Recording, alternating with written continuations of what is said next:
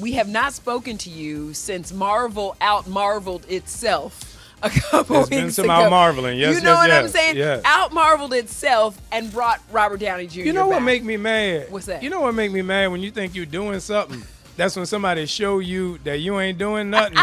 Because I thought I was good. Like, I came out and everybody was like, oh, my God, that's the best trailer ever. And there was like a little woman and she fainted. And I was like, oh, my God, Medic, this is amazing. We broke the internet. And we came. I'm like, I got Harrison Ford. Ah. Yeah. So we come on stage. Take that. I got Harrison Ford, right?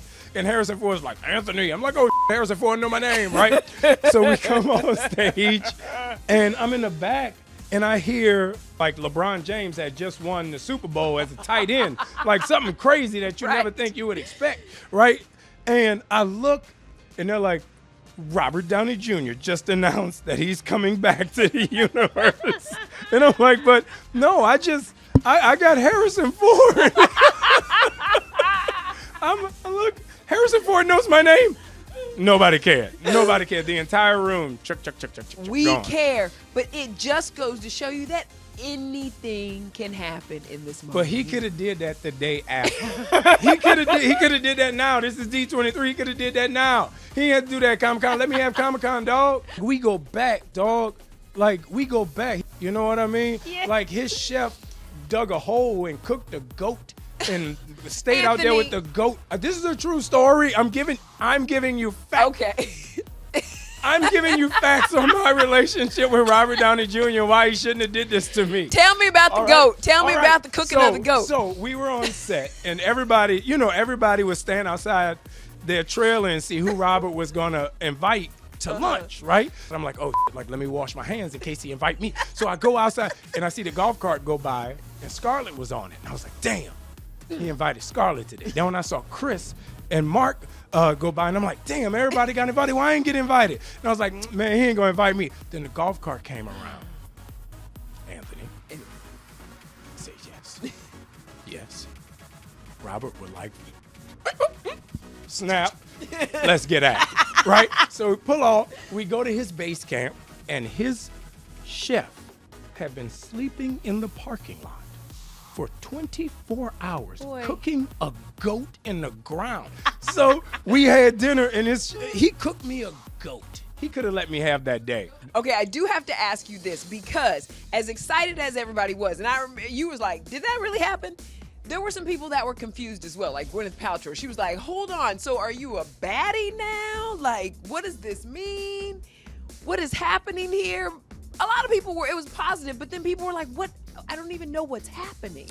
Can this happen? So I'm very interested to know if it can happen. Okay. But I know it's going to be something cool because, on top of that, the Russos are back too. Yes. And if you know one or two things about one or two Russos, they got a situation that they done cooked up to make it work. Facts. So I don't even know what it's called. Doomsday, Doomalicious, Doom's Illuminati, Doomness. I don't know what it's called. So what do you hope that happens in these next Avenger films then? I hope I get to punch Robert Downey Jr. in the face for feeding me goat and then stealing my day.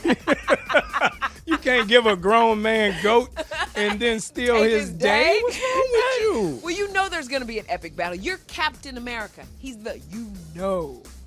There's got to be an epic battle. I'm going to punch him in his face. You're going to punch him straight in the face. And then I'm going to ask him for some goat. So now that do you want to see more OGs come back now that? I hope so. I mean, there's so many people who's been through the universe and so many people who's, added different characters to Marvel. I feel like Civil War was so big and then Endgame was so huge. Mm-hmm.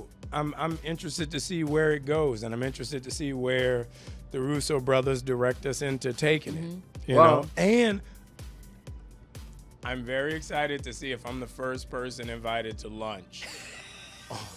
You have to understand. Because the chef goat is gonna be back. It's a real thing, dog. It's a real thing. I'm ready. It's a real thing. Chris Evans got invited every day. Every day. Every day. Every single And I'm like, day. you my mans, what are we doing? Tell him to invite me. Sir, your inner circle has been compromised. Either you can't see that, or you don't want to. What if it's a trap? You may be Captain America, but you're not Steve Rogers.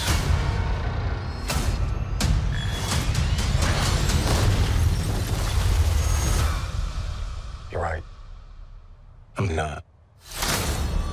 Sam Wilson is officially Captain America. Yes, he is here. Yes. So what mindset is Sam under as he takes on now this big legacy? Takes over for Steve Rogers, takes on this legacy. What's his mindset? Well, if you look at Sam in the movie and where he's going in the arc of the Marvel franchise, he's basically putting himself in a position where he's now the leader of the storyline. So, you know, Sam started out as a counselor, as a soldier. He never had any superpowers or super serum. All he had was intellect and heart. Right. So, you know, we see him build and grow that into the type of leader and superhero that he wants to be in the ridiculous world of superheroes. Yes, indeed. Okay, so I was so happy when I saw this because you're taking on Giancarlo Esposito Yes. as Sidewinder Yes. in this movie. When you first heard that he was going to be your villain, what was your thought? Well, it's funny because I was fishing and Giancarlo sent me a text. He was like, man, I need to talk to you. And I was like, oh, man, I ain't calling you. I'm fishing, right? So a week later, I come off my fishing trip and I get another text from him. I'm like, damn, man, I meant to call him. That's when I got all mixed up and found out that he was on the show. I called him and he was like, you ain't texting me back, so I ain't calling you back. And I'm like, no, I need to talk to you. We're gonna I needed to talk to you a week ago. To you, right? So we were going back and forth. But, you know, he's one of those people, you know, being from the New York theater scene, I've known him for over 20 years now. I mean, he knew me when I was a kid coming out of Juilliard, you know?